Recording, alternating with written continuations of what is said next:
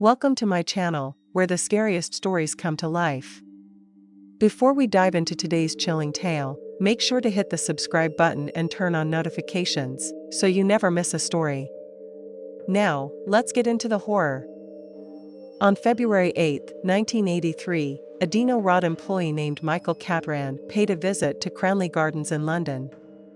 Several complaints had been made by the tenants of an apartment block that their plumbing wasn't functioning correctly, and it was Catran's job to identify the source of the problem before unblocking the relevant pipes. When he opened a drain cover at the side of the house, Catran discovered the drain was packed with a flesh-like substance and numerous small bones that could have easily come from a chicken. "It looks to me like someone had been flushing down their Kentucky Fried Chicken," Catran told his supervisor, who agreed to join him on a visit to the property the following morning to discuss how to unclog such a serious blockage. Yet the next morning, the two men found the drain had been completely cleared. It had been a hefty job and was unlikely one that could have been completed overnight, given the amount of noise and work required. The suspicion of both men was immediately aroused, and they completely took apart the exterior drainage pipe to make sure none of the strange substance remained. Catran discovered some scraps of flesh and 4 bones in a pipe leading from the drain, which linked to the top flat of the house. To their horror, both Catran and his supervisor observed that the bones looked like those found in human fingers. They immediately contacted the police, who, upon further inspection, discovered further small bones and scraps of what looked to the naked eye like either human or animal flesh in the same pipe. These remains were taken to a coroner, who deduced that the remains were human. Homicide detectives then staked out the apartment from which the fleshy remains were coming, approaching a man when he returned home and attempted to enter. Detective Chief Inspector Peter J. introduced himself and his colleagues, explaining they had come to inquire about the blockage and the drains from his flat. The tenant, Dennis Nielsen, asked why police were interested in his drains and whether the 2 officers present with Jay were health inspectors. In response, Jay informed Nielsen that the other 2 were also police officers and requested access to his flat to discuss the matter further. Upon entry, the 3 detectives were almost overwhelmed by the overpowering odor of rotting flesh. When informed of the situation, Nielsen appeared shocked and confused, stating, "Good grief, how awful." The police, however, weren't fooled by his act and demanded he explain why human flesh had been found in his drainage pipe. Nielsen calmly admitted that the remainder of his victims could be found in 2 plastic bags and a nearby wardrobe. When asked if there were any other victims, he responded, "It's a long story. It goes back a long time. I'll tell you everything. I want to get it off my chest. Not here." At the police station, Nielsen was then arrested on suspicion of murder and taken to Hornsey Police Station. As he was escorted there, Nielsen was asked whether the remains in his flat belonged to 1 person or 2. Staring out of the window of the police car, he replied, 15 or 16. Since 1978. That evening, Detective Chief Inspector J led a forensic team to Cranley Gardens, where the plastic bags were removed from the wardrobe and taken to Hornsey Mortuary. 1 bag was found to contain 2 dissected torsos, one of which had been vertically dissected, and a shopping bag containing various internal organs. The second bag contained a human skull, almost completely devoid of flesh, a severed head, and a torso with arms attached, but hands missing. In interviews, Nielsen confessed to dozens of murders, attempted murders, and assaults. When asked why he had killed so many, he chillingly replied, "I was hoping you could tell me that." Dennis Nielsen was born on November 23, 1945, in Aberdeenshire, Scotland. He was a quiet but adventurous child, often standing alone at the harbour watching the herring boats after the death of his grandfather. This traumatic event left Nielsen withdrawn and unable to form healthy emotional connections. By 1978, Nielsen had moved to London and begun a killing spree fueled by loneliness and dark fantasies. His methods involved strangulation, and he often kept his victims' corpses for weeks or months, interacting with them as if they were still alive. Over time, the stench of decay from bodies hidden beneath his floorboards became unbearable, attracting attention that ultimately led to his capture. In October 1983, Dennis Nielsen was convicted of 6 counts of murder and 2 of attempted murder. He was sentenced to life imprisonment with a recommendation of serving at least 25 years. Dennis Nielsen remains one of the most infamous serial killers in British history, his horrifying crimes leaving a dark legacy that endures to this day. October 26, 1965. Police detectives arrived at 3850 East New York Street in Indianapolis after being summoned by the terrified homeowner. Inside, Gertrude Banaszewski led them to a bedroom where the half-starved, horribly beaten, and extensively mutilated body of 16-year-old Sylvia Marie Likens lay on a filthy, stained mattress. Gertrude made a disturbing comment that immediately raised suspicions. She pointed at Sylvia's body and stated her death was meant to happen, which struck the detectives as more than mere religious fatalism. According to Gertrude, Sylvia had run away with a group of boys earlier in the week and returned that day, brutally assaulted, before succumbing to her injuries. When questioned, Sylvia's sister corroborated this story, stating Sylvia had disappeared and returned bearing severe wounds. However, when alone with detectives, the sister whispered a horrifying truth.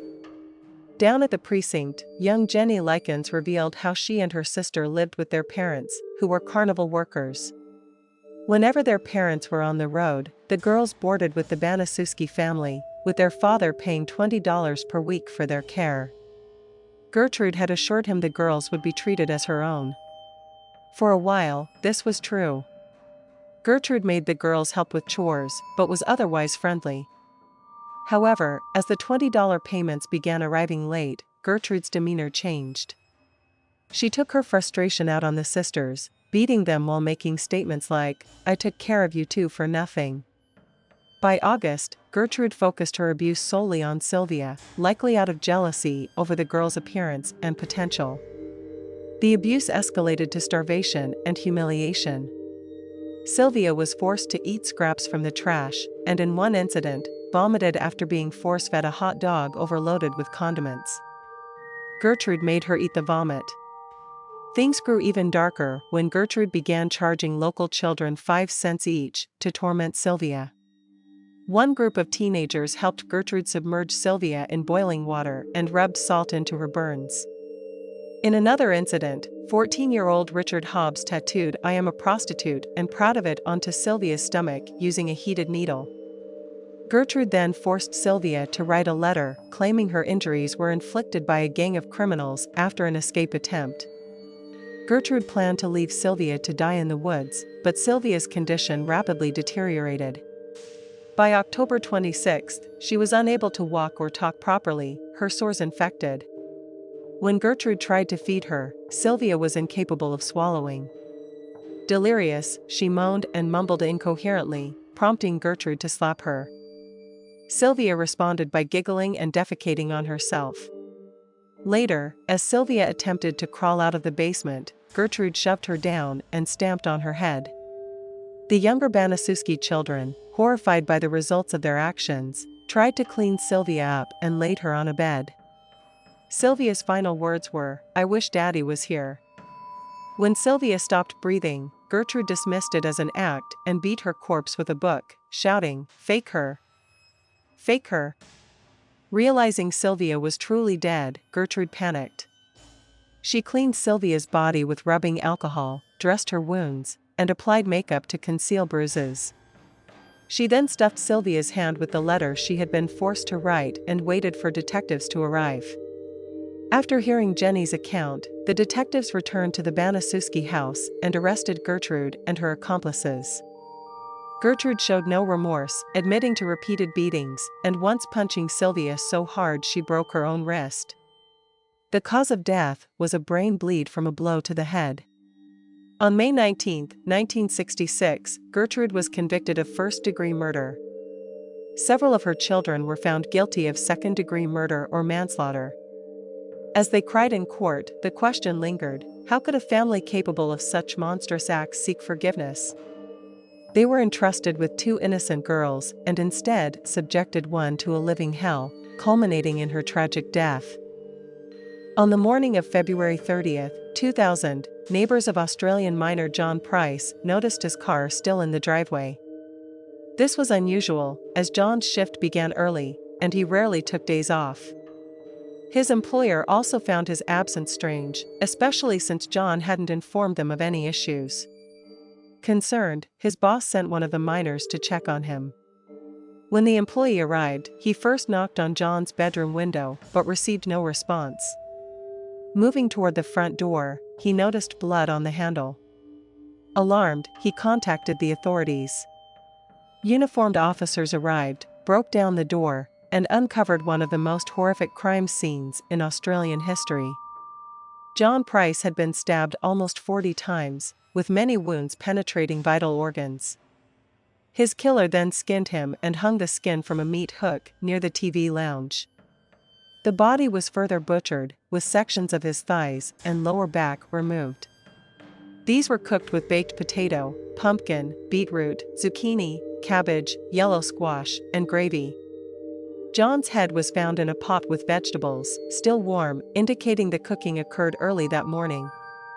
2 meals, carefully plated and labeled with the names of John's children, sat on the dinner table. It appeared his killer intended for the children to unknowingly consume their father's remains. A third meal had been thrown onto the backyard lawn, possibly after a failed attempt to eat it. The killer was identified as 45-year-old Catherine Mary Knight, John's romantic partner, who was found asleep in the house at the time. The couple's turbulent relationship had been marred by arguments, primarily over John's refusal to marry Catherine. In retaliation, Catherine videotaped items she claimed John had stolen from work and sent the footage to his boss. The items, outdated medical kits scavenged from company waste, led to John being fired from his job of 17 years. Following her betrayal, John ended their relationship and evicted Catherine from his home. However, months later, he restarted the relationship, albeit with firm boundaries. Despite his efforts, their arguments escalated, alienating John from his friends. The relationship reached its horrifying conclusion when Catherine stabbed John in his sleep. Despite pleading guilty at her trial, Catherine denied full responsibility, citing mental illness and disassociation. However, the evidence suggested something far darker. Catherine Knight was not content with simply killing John Price. She sought revenge not only on him but also on his family. By planning for his children to unknowingly consume their father's flesh, Catherine ensured her crime would leave a haunting legacy. Thanks for sticking around till the end. If you enjoyed the story, don't forget to give the video a like and leave a comment with your thoughts. And if you haven't already, hit that subscribe button and turn on notifications so you never miss a terrifying tale. See you in the next one.